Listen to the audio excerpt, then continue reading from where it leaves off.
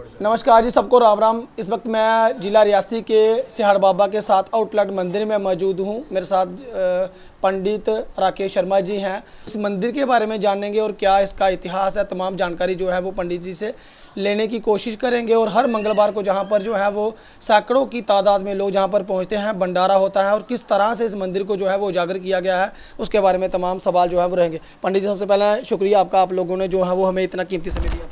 नमस्कार, जय माता दी। जी भैया, हम आपसे जानना चाहते हैं कि आप जो है वो ये मंदिर आउटलेट मंदिर है, इसका नाम कैसे पड़ा और आप यहाँ पर कैसे पहुँचे?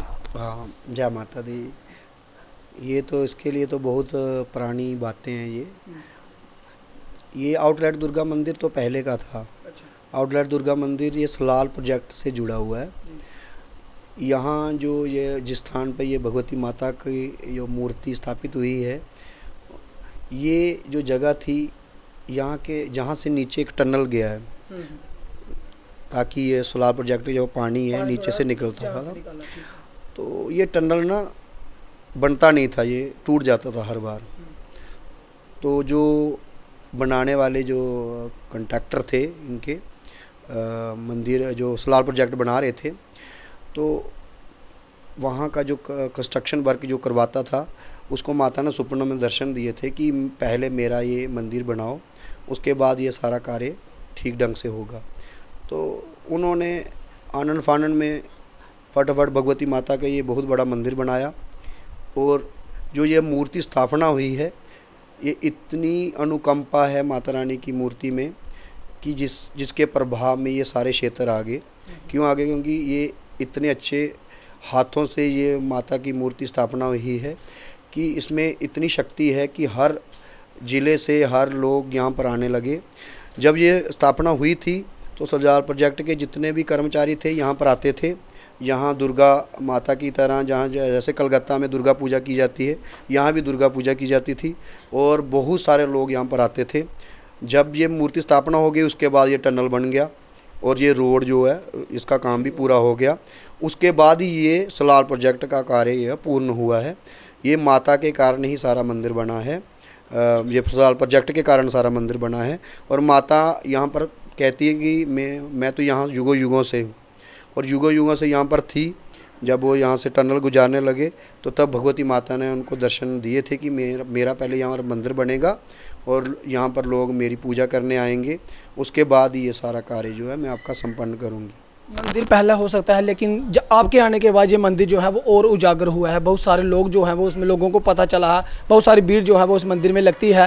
तो आपको इस मंदिर के बारे में कैसे जानकारी हुई और आप रहने वाले कहाँ के हो, यहाँ पे कैसे पहुँचे? नहीं, ये तो सारा भगवती माता की कृपा के कारण हुआ है, क्योंकि ये सारा मचेल यात्रा के कारण हुआ है। ठाकुर साहब मचेल यात्रा चलाई जिन्होंने, उनकी वजह से घर घर में प्रचार हुआ चंडी माता का।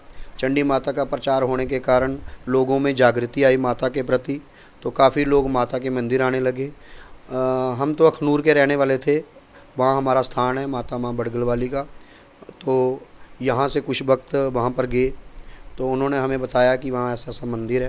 अच्छा। तो उनके साथ जब हम यहाँ आए तो फिर हमें पता चला कि यहाँ तो भगवती माता की बड़ी मतलब विराट शक्ति है, यहाँ पर अद्भुत नज़ारे हैं भगवती माता के।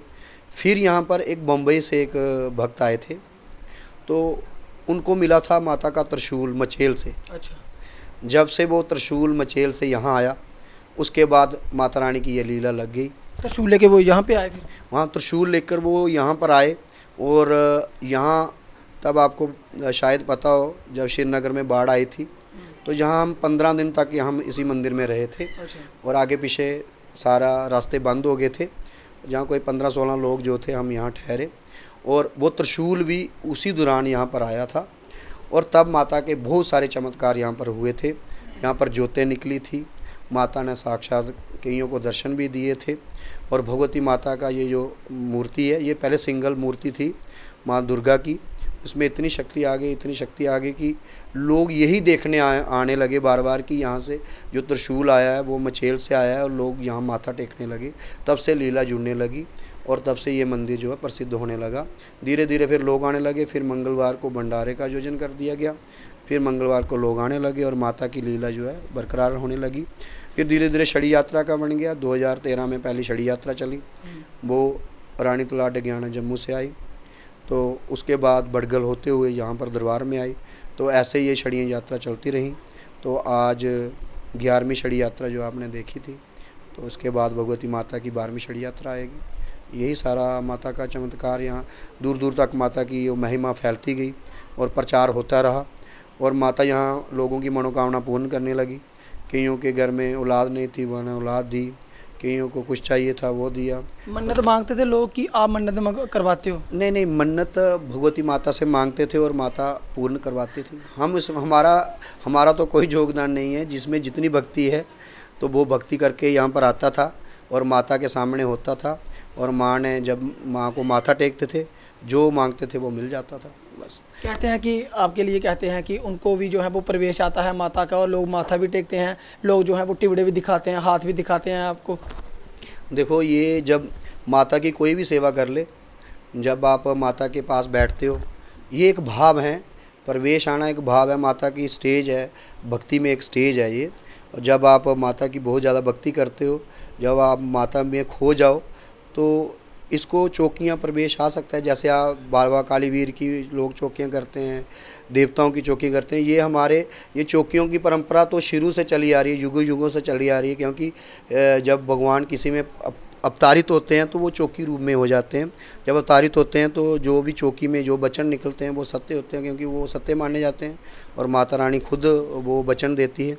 तो जब किसी को ये वचन दे दिए, बड़े सारे लोगों को जो वचन हुए उन्होंने वो किया, तो वो ठीक होते गए, वो आते गए। इसका प्रचार दूर दूर तक होता गया और माता रानी ने लोगों को ठीक किया। आज भी करती रही है और करती रहेगी। तो लोग आते हैं, माता को माथा टेकते हैं। ज़्यादा तो माता का से मिलने ही आते हैं, ऐसी कोई बात नहीं है। माँ ही ठीक करती है और माँ हमारा उसमें कोई योगदान नहीं है। क्योंकि लोगों ने जैसी भक्ति की होती है उनको वैसा वरदान माता यहाँ पर प्राप्त कराती है। जैसी भावना वैसा फल मिलता है यहाँ पर। आप कौन कौन से दिन में जहाँ पर रहते हैं, उसके बाद कहाँ रहते हो? वैसे तो हमारा मंगलवार को ही होता है इधर तो बीच में हम आते रहते हैं, मगर मंगलवार को जो है यहाँ पर भंडारा और सत्संग पूरे दिन चलता रहता है। लोग 5-6 बजे तक यहाँ पर लोग आते रहते हैं और माता के पूजा करते हैं, सेवा करते हैं और माता से फल प्राप्त करते हैं, जो जैसी भक्ति की वो लोगों ने। तो ये इतिहास है इसका। तो ये इसका प्रचार तो दूर दूर तक हो चुका है। आजकल तो कटरा, उधमपुर, रियासी, बड़े सारे बड़े सारे लोग आते हैं यहाँ। हमारे विशेष 2 त्यौहार मनाए जाते हैं। एक तो 14 अप्रैल का दिन, जब ये दूसरी मूर्तियाँ जो हैं माता महाकाली और सरस्वती की जो है अंदर लगी, इनकी मूर्ति स्थापना दिवस है। और 3 अगस्त को हमारी जो है छड़ी यात्रा का आयोजन किया जाता है। जम्मू से आती है? हाँ, अब बड़गल से आती है, तो जम्मू से भी आती है। धन्यवाद। जय माता।